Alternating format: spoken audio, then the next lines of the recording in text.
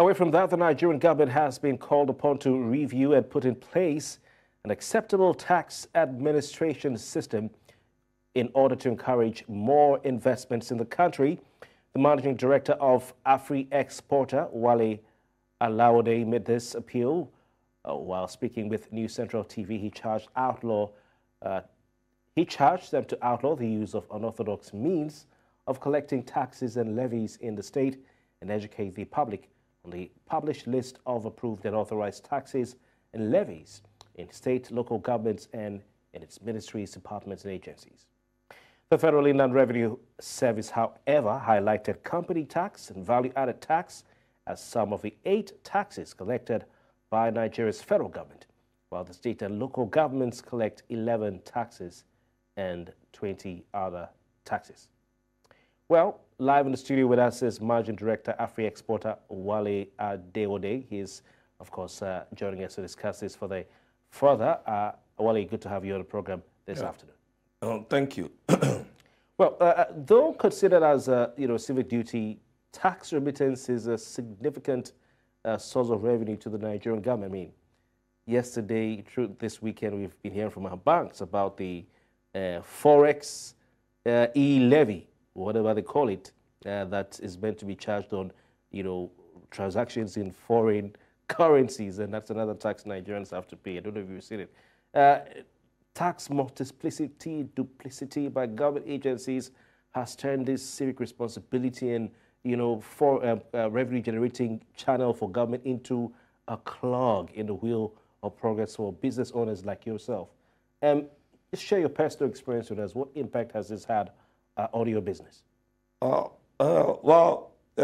course, multiplicity in tax from government agencies, both federal, state, and local government, has severely affected seamless running of business. And of course, the return on investment has been seriously narrowed down. But first, let me give credit to government in trying to make it easier for exporters as regards the tax payment that we're talking about.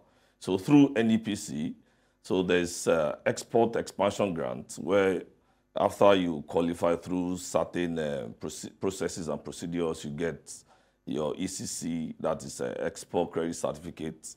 So, and based on your category, you get back 15%, or like I said, depending on the category that you belong to, certain percentage of your annual turnovers, annual export. So, which is a very laudable one.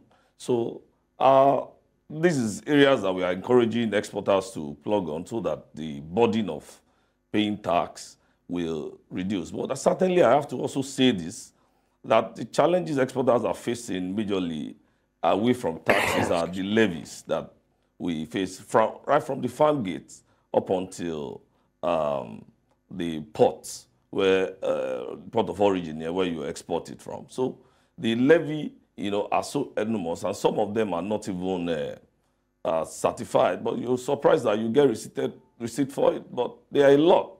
So when you now accumulate all these levies together alongside taxes, you discover that you have a very, your profit has been chunked in. So we want to also, when government is doing so much, we also want to appeal more that they should also look at how we can encourage the small players, especially the SMEs, because I can tell you, generally speaking, multiple tax has affected a lot of businesses. And then, when you have a situation where people are paying loans to pay tax, it's very difficult. It's a sad event because you observe that the duplicity in tax, is they will just rename the particular type of tax, you pay, they rename it, and you have to pay it, and it's a lot of issue. But yes, but interesting. But some people say Nigerians don't like paying taxes. A lot of companies out there are not paying taxes, remedial taxes to the government. So I don't know. Maybe can't you say it's both ways? No, I want to disagree because Nigerian business people know that it's their statutory right to pay tax. So, and now come to think of it, so when the tax is killing, then some people want to look at ways they can, cut corners. We understand that government is, aggressively generating revenue to run their businesses. Federal government, state government, and then local government. All of these agencies come to collect their taxes and they enforce it.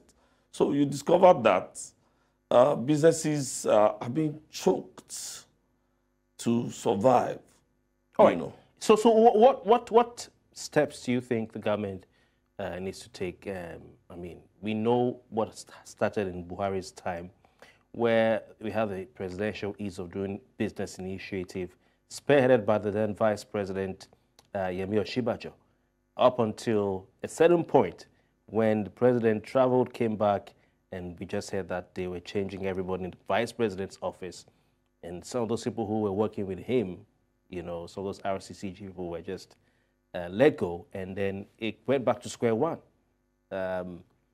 Now we have the Presidential Committee on Tax Reforms and Fiscal Reforms of Fiscal Policy. What do you think needs to be done?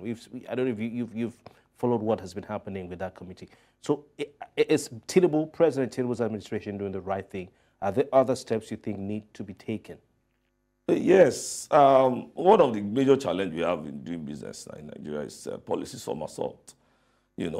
So, but I want to also put my weight behind what the current government is doing as regards making business easy.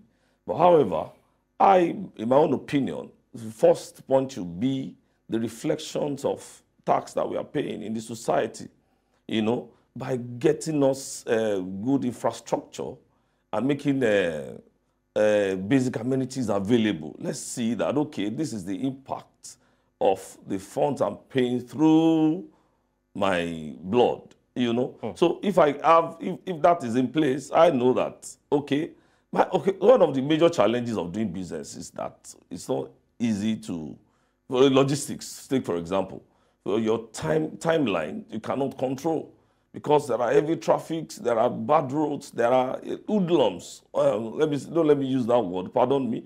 There are, if they're hoodlums, I mean, you call it what it is. Okay, yeah, let's say the way it is, Yeah. Imagine if you're transporting goods to the port, for example, and you have a breakdown on the road. They come out from whatever shell they're hiding from and they start billing you.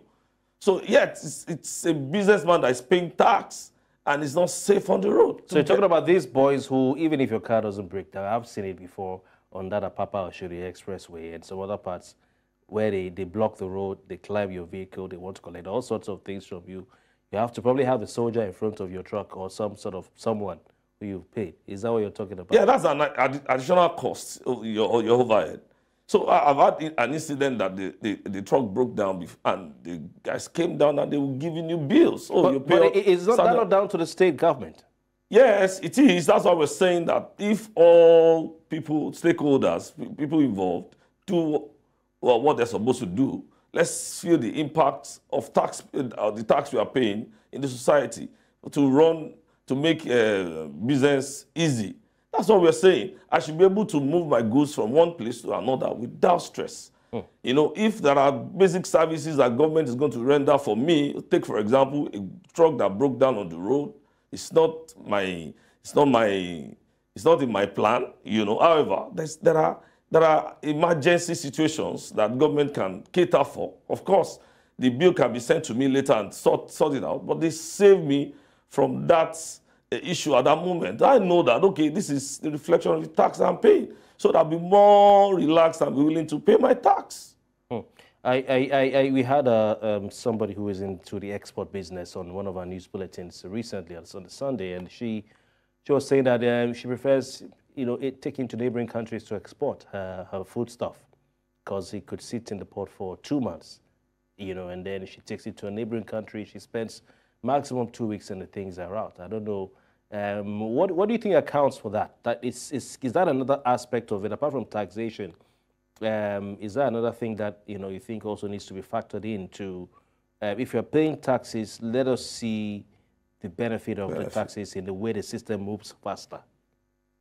So I didn't get your question clearly. I'm saying you're talking about logistics. Yes. And I'm also looking at the delay, the length of time it takes for you to export, for instance. Do you think that's one of the benefits of paying taxes, that we should see things moving faster? But paying tax, the process should be a lot more easier. Yes, because that's a lot of challenge now. It's making a lot of our people lose their order because, you know, an export business, delivery time is very important. Now look at the time you even move your goods from farm gates up onto your warehouse. You know, you can take before you process it adequately for export. Now you cannot even have control of the numbers of days you're going to move from warehouse to the port. So now the documentation is also a challenge. You know, I know that stakeholders are meeting every day to see how things can work adequately. But timeline is very important. But look at it now, come to think of it. Now, shipping lines will give me storage cost or demurrage cost on bills I'm not supposed to pay.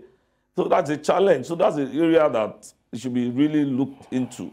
Okay, and you use the word documentation. I'm taking it. That's a major reason why you have this delay in clearing and also in taking them out of the country, documentation. I want to thank you so very much for your time. It's been a thrill having you. We need to have these conversations more.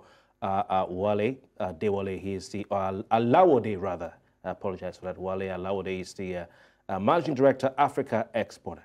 Wale, thank you very much for your time. Thank you.